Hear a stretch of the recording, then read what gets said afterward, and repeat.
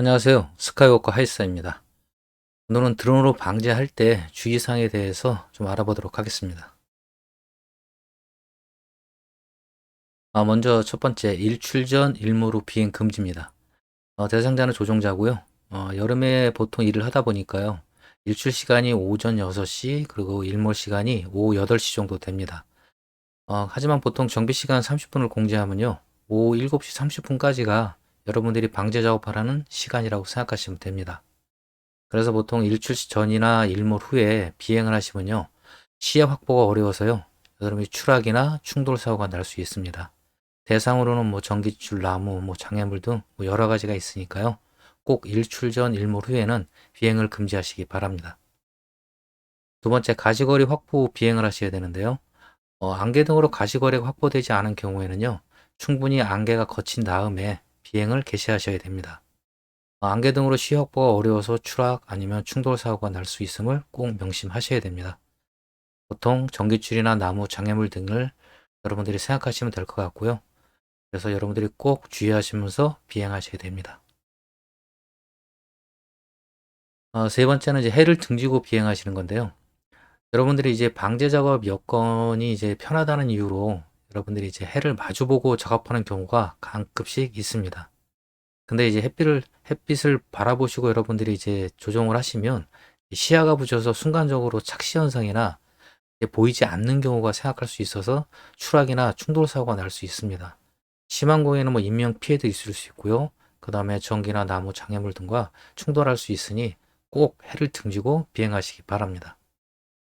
그다음 네 번째는 이제 방제 작업 중 이동 시 여러분들이 발 빠짐 및 추락에 주의하셔야 되는데요. 대상자는 조종자나 보조자 모두 해당됩니다. 방제 작업에 따라서 여러분들이 이동 장소가 대부분 논두렁이고요. 드론에 이제 집중하시면서 방제를 하다 보니까요. 넘어지기가 쉽습니다. 그래서 이제 방제 작업으로 인한 구보가 불가피하기 때문에 부주의로 넘어질 수 있으니까 여러분들이 이 점을 조심하셔야 됩니다. 보통 논두렁 같은 데서 넘어지면 상관이 없는데요. 이제 간혹 수풀이 가려져서 수풀 웅덩이나 수로 같은 데 빠지시면요. 큰 부상을 입을 수 있으니까 꼭 주의하셔서 조정하시기 바랍니다. 그 다음에 다섯 번째는 이제 드론 이륙 장소 선택 시 안전거리를 확보하셔야 됩니다. 여러분 이제 드론을 이제 방제를 하시기 위해서 이륙 장소를 이제 선택하시고 이제 드론을 이제 하차하시는데요. 꼭 그때는 주변에 장애물이 없는 곳에 드론을 갖다가 내리셔야 합니다. 그래서 이륙 장소 선택 시에는 가급적 드론 기준으로 할 때 사방 2m 안에는 장애물이 없는지 꼭 확인하시기 바랍니다. 보통 장애물로 나무나 풀, 특히 풀 같은 게 문제인데요. 이제 보통 약한 풀 같은 경우는 쓰러져 나가는데 문제는 이제 풀업에 이제 감겨버리거나 하면요. 드론이 넘어져서 큰 사고가 날 수 있습니다. 그러니까 여러분들이 꼭 주의하시기 바랍니다. 여섯 번째는 드론 이륙 시 안전거리 밖으로 이동입니다. 대상자는 조종자, 보조자, 주변인 여러 사람들입니다. 드론 이륙할 때는요. 무조건 조종자 이외의 사람은요. 5m 밖으로 벗어나 있어야 됩니다. 그 다음에 드론의 기체 이상 및 오작동 등으로 여러분들이 생각지도 않은 사고가 일어날 수 있기 때문에요. 여러분들이 꼭 조심하셔야겠습니다. 다음 일곱 번째는 이제 친환경 농경지 및 수출용 농작물은 방제 살포시 주의를 하셔야 되는데요. 친환경 농경지는요, 농약이 검출돼서는 안 됩니다. 그래서 무조건 5m에서 10m 이상을 벗어나서 살포하셔야 되고요. 그다음에 방제 시 친환경 농경지를 등지고 살포하신 것이 적합합니다. 그래야 추후 혹시나 여러분들이 방제를 하신 다음에 농작물에 피해가 있으면요, 여러분들한테 손해배상 청구가 올 수도 있습니다. 꼭 이 점 주의하시기 바랍니다.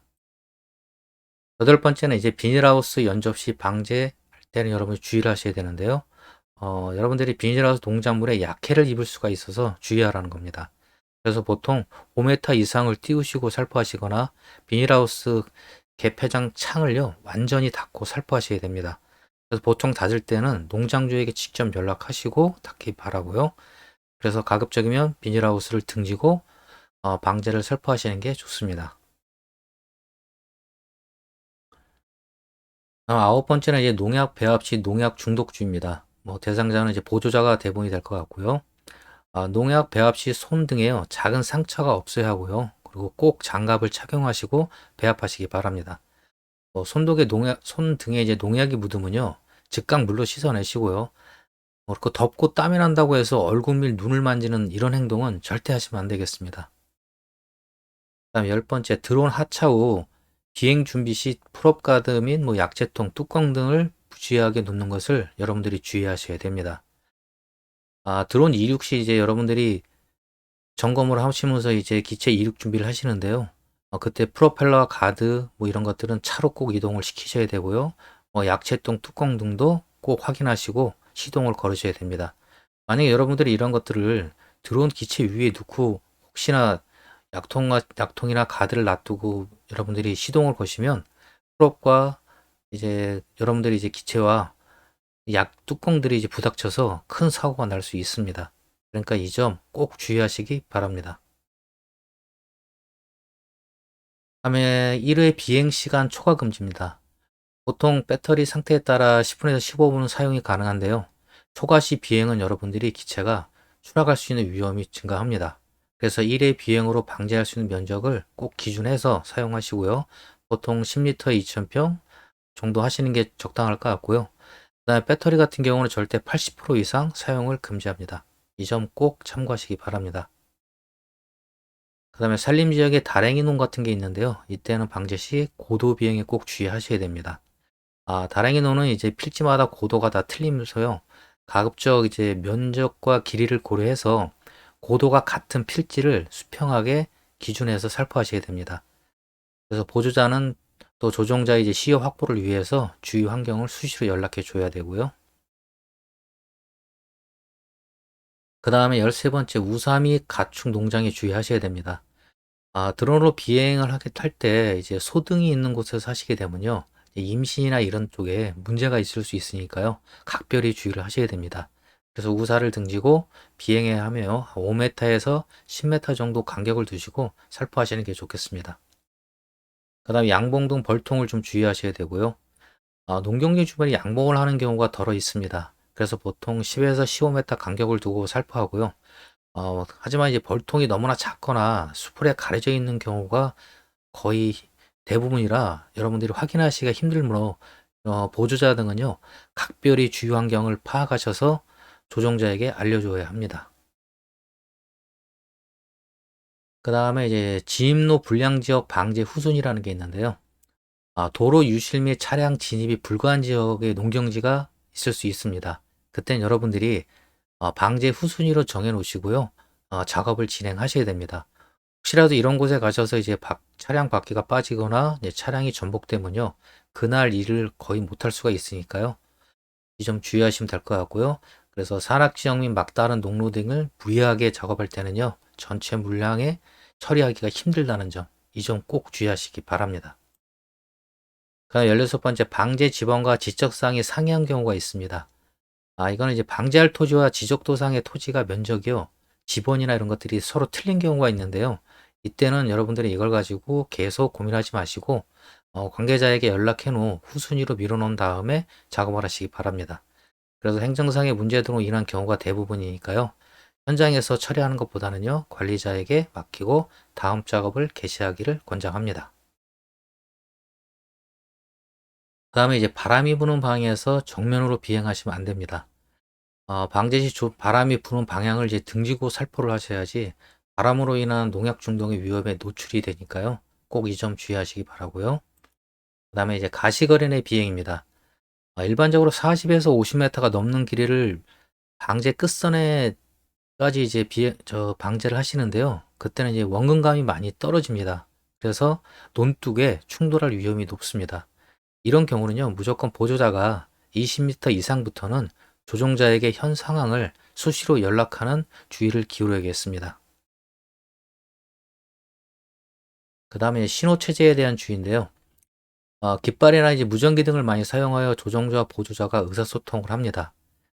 근데 이제 보조자 같은 경우는요, 날리는 이제 속도에 따라서 조종자가 이제 가속도가 붙기 때문에 논둑으로부터 끝선으로부터 보통 5m에서 10m 전에 신호를 보내주어야 합니다. 너무 끝선에서 여러분들이 신호를 보내게 되면 가속도에 의해서 보통 5m 이상은 더 멀리 날아가 버립니다. 그래서 그 전에 5m에서 10m 전에 미리 조종자에게 연락을 해서 조종자가 정확히 인식하는데 도움을 주셔야 합니다. 그 다음에 이제 20번째는 뱀이나 이제 야생 동물에 따른 주의인데요. 방제하시다 보시면 이제 뱀이나 이제 야생 동물들을 간간히 확인이 됩니다. 그래서 밟거나 이제 놀라지 않도록 주의를 좀 하셔야 되고요. 뭐 주의하시는 방법은 드론이 직선으로 길게 비행할 때 그때 지면을 최대한 확인하셔서 이동하시는 방법밖에 없습니다. 그래서 이 점 주의하시고요. 그다음에 방제 살포 시 이제 비산 및 살포 간격 주의입니다. 보통 살포 고도는요, 기체 및 이제 시기에 따라 조금씩 틀린데요. 보통 1.5m에서 2m 정도가 적당합니다.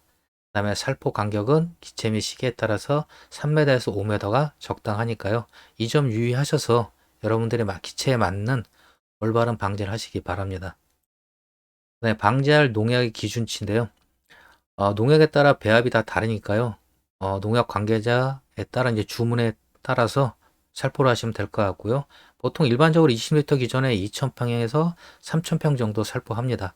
그래서 여러분들의 기체의 뭐 분산 노즐 시스템이 어떤가에 따라서 적당히 조절해서 사용하시면 되겠습니다.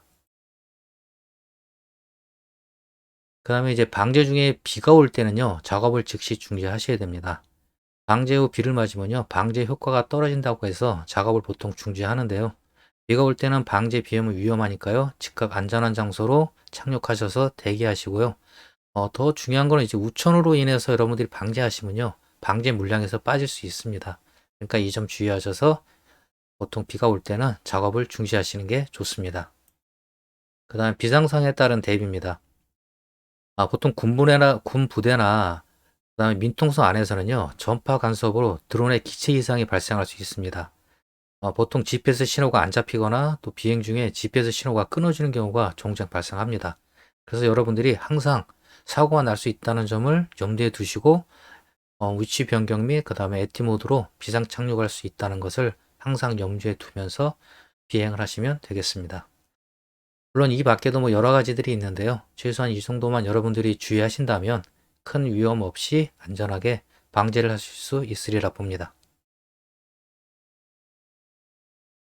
영상에 도움이 되셨으면요. 좋아요, 구독, 알람 부탁드립니다. 감사합니다. 안녕히 계세요.